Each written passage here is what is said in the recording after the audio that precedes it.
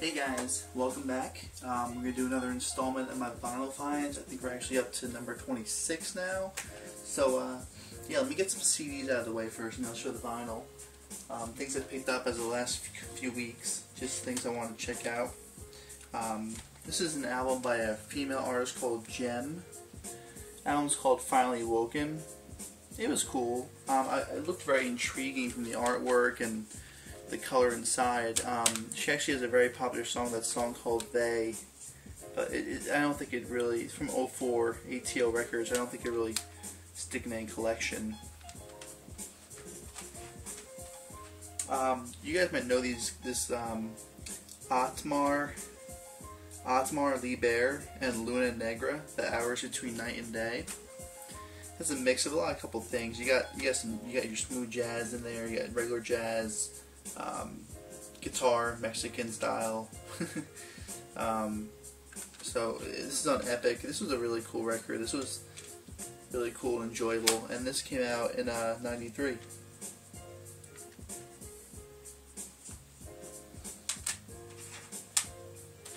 This sort of took me by storm. You guys ever heard this? This is on Island Records.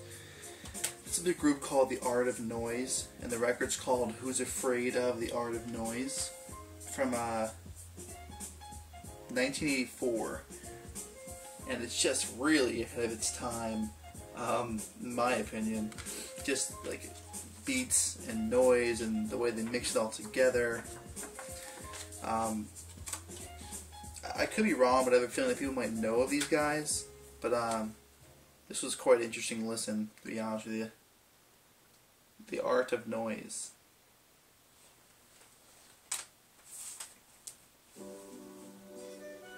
I got this just a couple nights ago with Mary. I was really turned on by the case and the way the packaging was done, and I thought that I might have heard the guy's name before. His name is Justin Rutledge. It's called, the album, it's his fourth, I think, or fifth, called The Early Widows, his most recent, from 2010. He's a Canadian singer-songwriter. I thought the packaging was really, really pretty. And the guy's got an amazing set of lyrics, which I think has to do with the fact that he was had an English degree. And yeah, it's really great. I don't know how it's gonna. I was really impressed the first couple listens, then sort of got a little tired on me, but you never know. I would check out. It's just the songs are great. They just sort of seem kind of similar and they flow, but a little bit. Sometimes you can't really tell which song is which, and they sort of sound like each other. That's my only issue with it. But check out the song "Be a Man" from, and oops, sorry, and also "I Have Not Seen the Light" or "The Heart of a River" from Justin Rutledge. I think you enjoy it. And this is last but not least from the CDs. I want to share this last. This is cool because there's no barcode on this in the back, so I won't be able to like trade this in anywhere or anything. You wouldn't be able to buy this in the store if there's no barcode. It's a person named Arye Frankfurter, and he's a guy, and he made this album called The Secret Bride, and it's from 1994, and it's all classical pieces done with a harp, which is really cool. Has the stuff back here. In 1994, it said, as a street musician, I depend on your interest and support my livelihood. In 1994, I left graduate school where I was pursuing a doctoral degree in philosophy in order to completely devote myself to music. This precarious decision arose out of the realization that in the end it is a far, far better thing that I lead a philosophical life as opposed to talking about what it is to lead one. I hope after listening to this recording you feel I made the right choice. Traditional Irish, Scottish, or English folk tunes, the style interpretation is not. It's nice. It's called The Secret Bride. Really cool. I mean, I was really intrigued by this cover. Alright, I'll get into the vinyl finds. Now, because I haven't really been buying things much lately with the amount of money I have that are more expensive, all these things are Goodwill finds or spending the most of only $6, $5 at a record store, which we did in Atlanta. This is first three from Goodwill. This is the best of house music. It's like old school house music. It's a double disc set from 1988 on Profile Records. So you got different artists on here. Sometimes the CD from Discogs, the CD's more hard to find. Liz Torres, Ralphie Rosario, Gene Harris, Hercules, Pleasure Pump, Screaming Rachel. They have 4 different sides: Diva side, Jack Tilly drop side, Jack of All Nations side, and the Sleaze side. It's pretty cool. I don't really have any house music on the record, so I'm not gonna really do much with these guys, but it is what it is. I thought, what the hell? It's a group called Levert, and it's called Just Coolin'.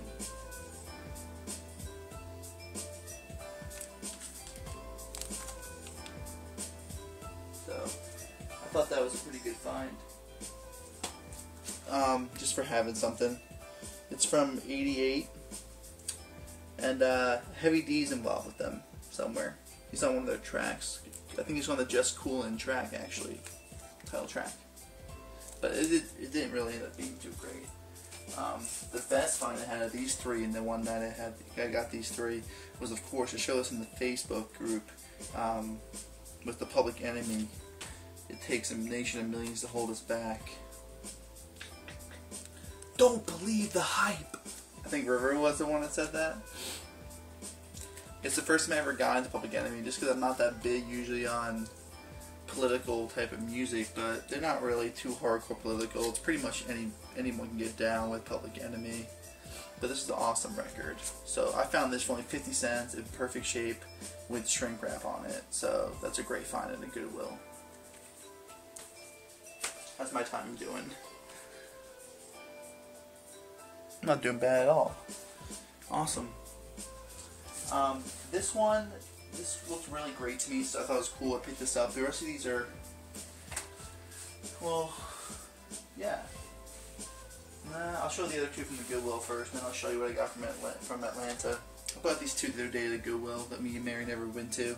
This guy's name is Lane Codell, Hanging on a Star, which is funny because the Hanging on a Star looks exactly like the way you would write out Star Wars.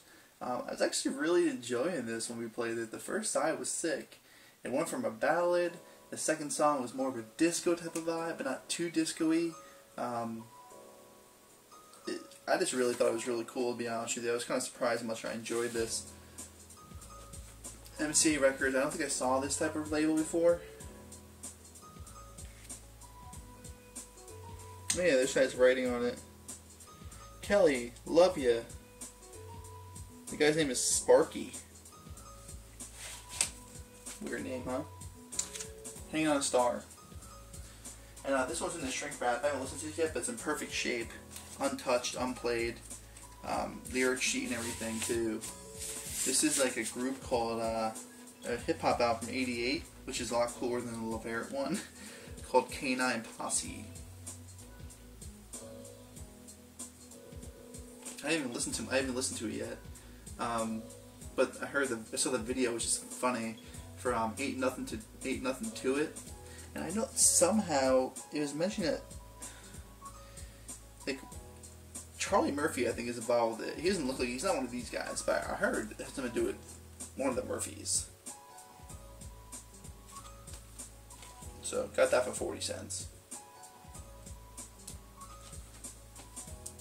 Now these are the ones I got from the Atlanta trip.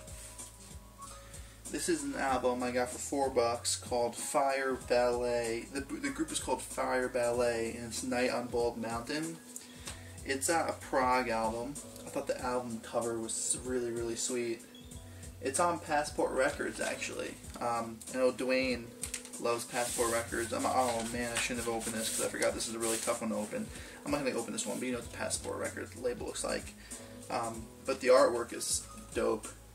And, you know, from the guys in the back, I actually thought with these guys back here, I was going to get more of like a metal album, and I was pretty excited. Now, don't get me wrong, it's definitely good if you like your prog. You can actually find some blogs that talk about this album as a prog gem. I'm just not too hardcore proggy. Like, these guys are like way more like in like the prog area than King Crimson, in the fact of like really changing up a lot of times, and I'm not a hater. It just, maybe I just didn't really focus on it as much. But I love how the whole second side is basically Night. It's a Night on Bald Mountain Suite, which is 20 minutes. So I'm gonna keep listening to it again. This is an Irish punk band called Roof Rex. I got this for $5. Flowers for all occasions. Looks pretty interesting to me. I didn't know at the time what I was getting though, so it's different. What record labels is on? Casper Records. They were around, what year is this? 1985, and they were pretty big in like the what part? They're from, what part of Ireland are they from? Belfast, and they're like known as being like a non-secretariat band. So it's kind of, most of the songs are pretty, have to do with political, but the lyrics are kind of hard to decipher, to be honest with you, or it's hard to relate to, I guess. It's a cool record cover. I was really turned on by it, and it's cool. It's good. These are the River Roses, Each and All. I got this for only $1. It was a great buy. And it has a little note here which I like. To Dawn, aren't libraries fun? Isn't this album good? Don't answer that, from Pete. These guys are good. The girl, Caitlin Von Schmidt, is well known. She's an artist now as well. These guys were big back in the 80s Tucson, Arizona scene. So, sort of like, I think, on the verge of when grunge was starting. So, River Roses, Each and All. This is definitely worth checking out. $1 to buy it too. These last two are the ones I was most happiest with. I saw this and I was like, dude, I got it. This looks so ridiculous. And I looked at the lyrics, and the lyrics were really interesting, so I picked this up. Dean Friedman, well, well, said the rocking chair. So look at the front here, and look at the back with this guy chilling. And the lyrics are just so, man, this guy is so quirky. He writes the most quirkiest pop songs, and they're so great.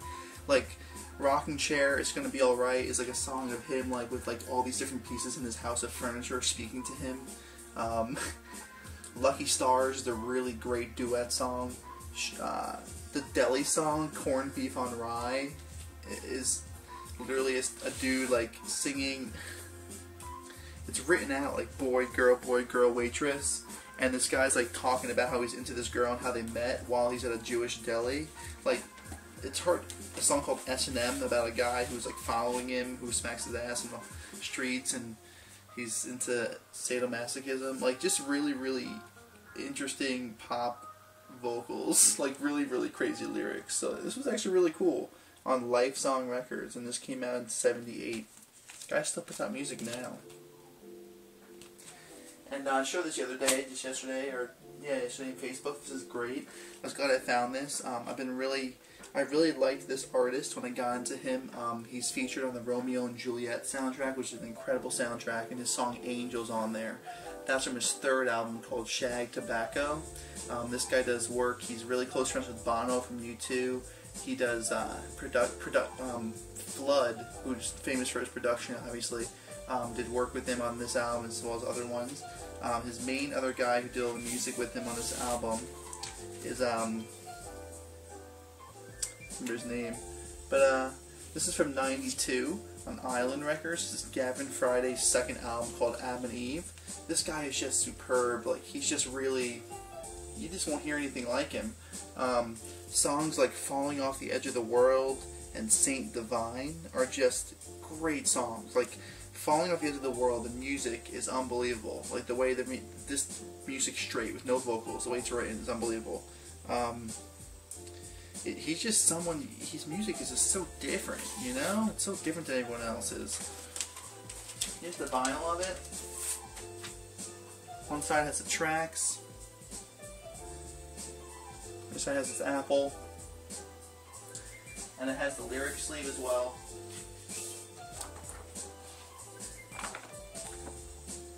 The guy who writes with them is Caesar, Maurice Caesar. They did 3 albums together in writing. I really recommend checking out Gavin Friday. The dude's pretty prolific, but he's just also not really as big in the US, but he's really big elsewhere. He's an Irish guy. So check him out. So those are my finds for now. I know they're coming less frequently these days, and not like the biggest hits probably for you guys, but it's just because I'm just doing simply blind buys and thrift store buys. So you never know, you might get your next gem, right? Take care, guys. One love.